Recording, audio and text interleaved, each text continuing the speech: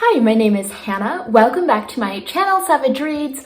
I have read some interesting books the past little while and also embroidery update as always. So I finished my last embroidery project. I worked on this vocal anatomy diagram for my sister who sings so beautifully. I think it turned out okay. It was a little bit different. I'm hoping that I got all of the important anatomical parts correctly. And I had fun just kind of going crazy with the colors and mixing up stitches, but it's done. I think it will look nice in a frame. She can put it somewhere, but finished that one. I started another one. So my youngest daughter, she's 4. She has a coloring book that has some pictures of Jesus in it, and she asked if I would stitch her one of the pictures, which I had never thought about, and I'm really excited about the idea. So basically, I'm just doing this coloring book style, but I'm filling them in with thread. And so I think it's going to be a really interesting project when it all comes together. It's maybe less original than some of the pictures that I've tried to base on photos and done more interpretation and different stitches. It's probably a little more coloring book, just fill in with colors, but I think the effect is going to be really cool. This is what I have got so far. I've only started on some of the leaves and I have drawn it all out. So if you can tell, this will be Jesus. I thought this was kind of a cool idea, so I'm going to give it a try. I am excited about this project. I think it might come together really cool. So that is my current project. We'll see what I end up with next, but I feel like this one, while it has a lot of thread, it might be an expensive project. It is going to be a very quick project because there's not a lot of thought of doing fancy stitches and figuring out what goes where. I'm just, dropping in colors. So it should be a quick one. So that is the embroidery update. And let's talk about some of these books that I have read. So this book was a recommendation from Kim at middle of the book March, and I picked up Greenwood by Michael Christie. And this is one of those sweeping family stories that has multiple timelines. We have a future timeline that takes place in 2034. We have a 2008 timeline. We have a 1974 timeline and a 1934 timeline.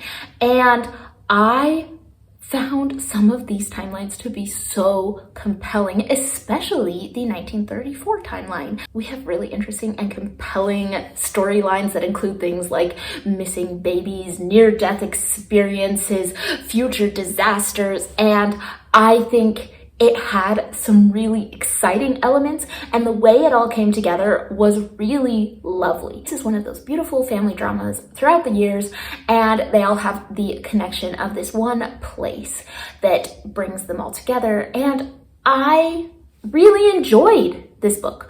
I think it was really well done. I was surprised because, I don't know, I feel like I've read a lot of sweeping family dramas, and I was thinking, do I want to get into this? And you know what? I did. I had a great time. I enjoyed it. I think the weakest link for me was the future timeline, and I can see how it was trying to pull in this parallel between the Dust Bowl in the 30s with a future Dust Bowl in the coming 30s, and I kind of get that interesting mirroring effect. I think it was a good idea. It's just some of the characterization and the decisions just felt a little weak, that I didn't really understand where that character was always coming from and what her motivations were, which I thought was a bummer because I really felt for some of those other timelines. That timeline back in 1934 just tore at my heart. It made me want to, as my youngest daughter likes to say all the time, made me want to cry my heart out. And I would almost call it like an eco-drama, talking about caring for the planet and nature. And I think that that was a very strong thread that ran through all of these narratives. So really successful for me. There were just moments where I'm like, I just want this timeline to work slightly better for me, but everything else came together super well. Now, for a book that I just adored, I finished reading Abhorsen by Garth Nix with my daughter. We've read all 3 of them and I had such a good time. These ones really were excellent. And I was surprised getting to the end of this. I didn't feel a relief of, all right, now we can move on to the next book. I didn't want it to end. And so I decided I will read aloud one more Old Kingdom book. We are going to skip Clariel and just read Golden Hand because I think Golden Hand is supposed to be following some of the same characters that we grew to love in the original trilogy. And I would like to kind of stick with that instead of a prequel and have to learn a whole new set of characters. I'm excited to just revisit these characters that I've grown to love over the past months, and I'm excited to keep going with this. I thought that these books would feel a little laborious to read out loud, and you know what? I think they've just kind of been a joy. They have taken longer than some of the other books we've read aloud, but I don't mind that. I had such a good time. I just think this was a really strong fantasy series. And I think that some of the politics and things that are talked about in here feel very relevant to current days, which shouldn't be so much of a surprise because, of course, history repeats itself. But overall, this was a fun one. I'm really happy we picked it up. And I'm kind of excited to read Golden Hand now. I didn't think I was going to keep going, but we are on this train. As a kid, I only ever read the 3 books, Sabriel, Lyriel, and Abhorsen, and so I'm excited to try out Golden Hand because it's new to me. So that's also fun. So Melinda at A Web of Stories recommended the book Diavola by Jennifer Marie Thorne. This is a pretty classic kind of haunted house book. We have our main character Anna as she meets up with her family for a vacation in Italy, and they are staying at this Airbnb in this old house, and this old house ends up being haunted. And so you have her trying to figure out what's going on with this haunted house while everyone's trying to keep the vacation plans going. I liked the idea that the real haunting, the real problems that she was having in her life were her family expectations and the stress of these large family gatherings and how her family sees her. And that was the bigger issue, and the ghost was kind of secondary. And so I liked it. I thought the character was really fun and refreshing, and I really enjoy these kinds of books when you feel like the main character is reacting in a way that you might react. I think a lot of times you can read a horror book and you get one of 2 reactions that both feel kind of foreign to me. You either get, I'm not scared, I can't see anything wrong with what's going on and I'm gonna go investigate. And you're like, you're being stupid, stop it.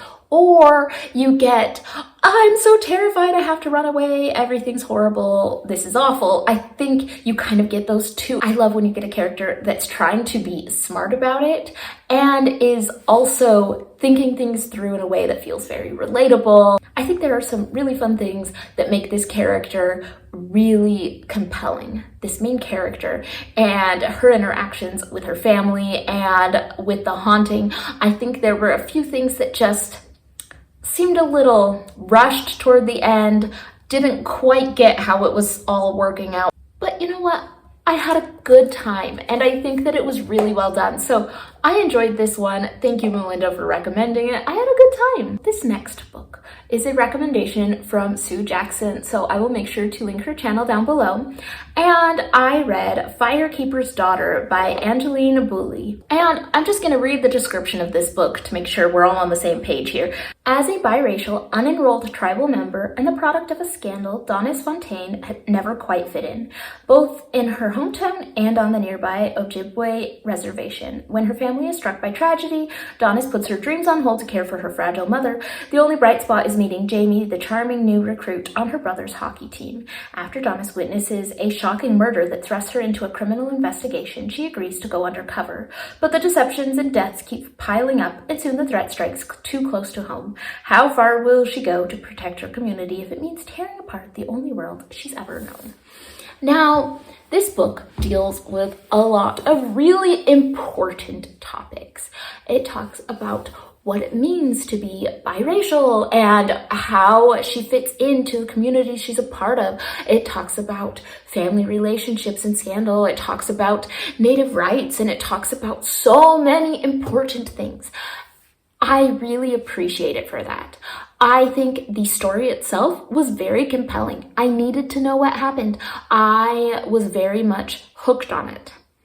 Now, this book is recommended for young adults. It is a young adult novel. While feeling like a young adult novel, it deals with some very adult topics. Talk about sexual assault, murder, drug addiction, some really heavy topics for a young adult, but also it was written for a young adult. While it dealt with these really difficult topics, and while it introduced people to things that they need to hear and need to understand, it also was written kind of preachy at points in the middle of really stressful situations. Instead of really feeling realistic, the author allowed our narrator to kind of preach at us different ideas. And were the ideas important? Yes.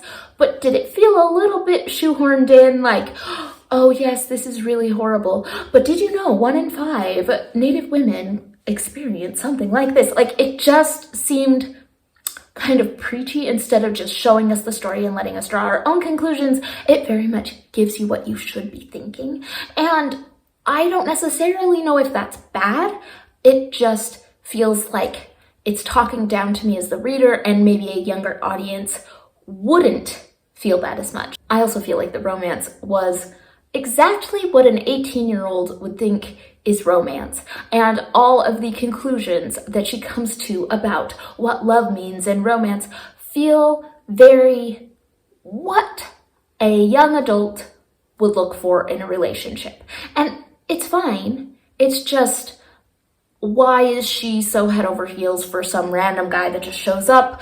It kind of gave me like teeny bopper romancy. And I don't mind that, but it's not my favorite. And so putting that with a little bit of the preachy writing, it just felt like it was aimed towards a younger audience. New adult, perfect audience for them because it deals with so many important topics. I think my reading experience wasn't as good as it could have been, mostly because I just kept thinking, do they have to spell this out for me?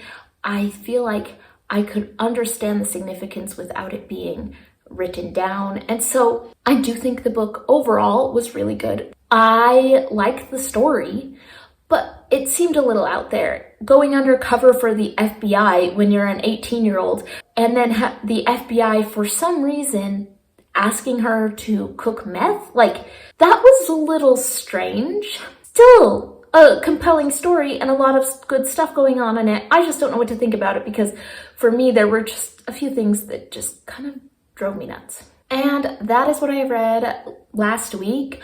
I will be back soon with another book wrap up. If you have any thoughts on these books or recommendations for what I should try out next, let me know in the comments down below, and I will see you all on the next one.